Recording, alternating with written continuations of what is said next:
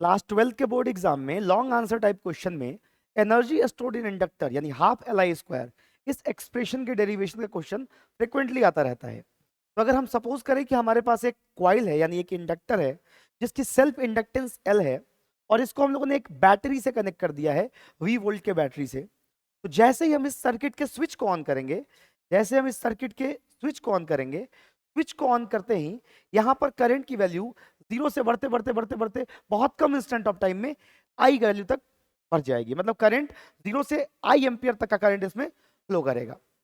हमको मालूम होना चाहिए कि जब इस इंडक्टर से करंट मेंटेन करने के लिए बैटरी वर्क डन करेगा, तो बैटरी के द्वारा किया गया वर्क डन, इस इंडक्टर में करंट को मेंटेन करने के लिए बैटरी के द्वारा किया गया वर्क डन इस इंडक्टर के अंदर में मैग्नेटोस्टैटिक पोटेंशियल एनर्जी के रूप में जमा हो जाएगा।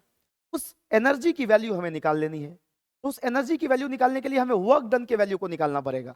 अगर हमारा वर्क डन निकल जाता है तो हमारा एनर्जी भी निकल गया।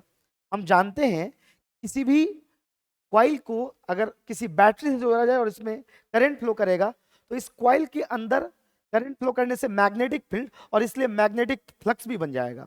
जब इस कॉइल के अंदर फ्लो करने वाला करंट धीरे धीरे ग्रो करेगा यानी बढ़ेगा, तो मैग्नेटिक फ्लक्स की वैल्यू भी बढ़ेगी, और यहां पर इस कॉइल के अंदर में ईएमएफ इंड्यूस होने लग जाएगा।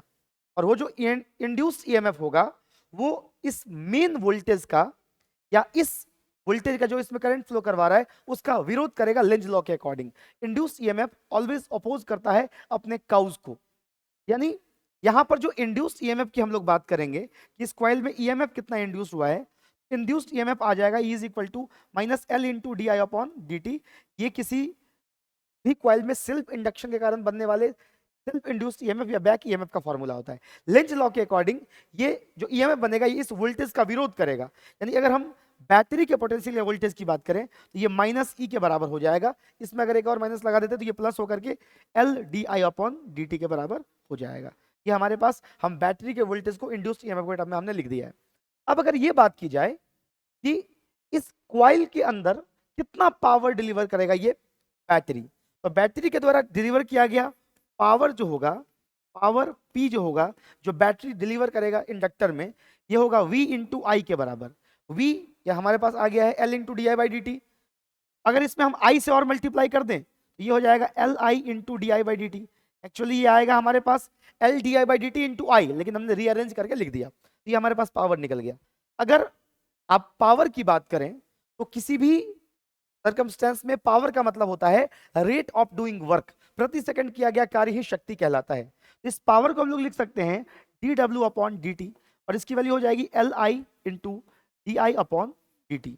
यहाँ पर अगर डी टी को कैंसिल आउट कर दें तो हमारे पास जो यहाँ पर वर्क डन का वैल्यू आ गया है, यानी वर्क डन का जो वैल्यू हम लोग लेकर के आ गए हैं, ये लेकर के आ गए हैं एल आई इंटू डी आई।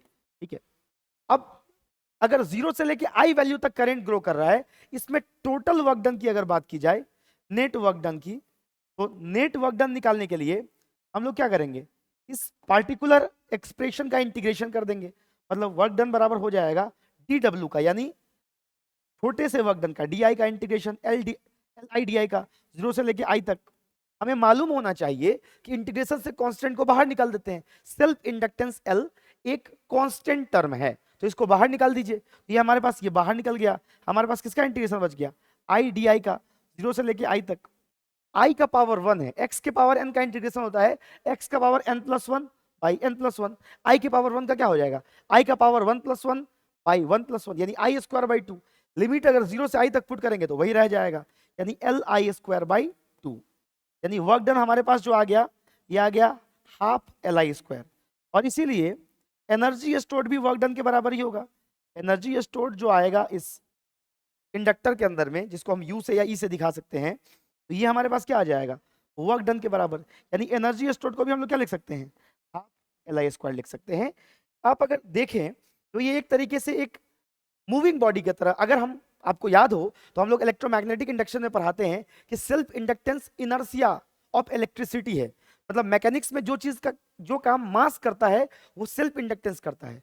तो ये इसको हम लोग एक m मास का बॉडी अगर v वेलोसिटी से मूव करता है तो उसकी काइनेटिक एनर्जी हाफ mv² होती है।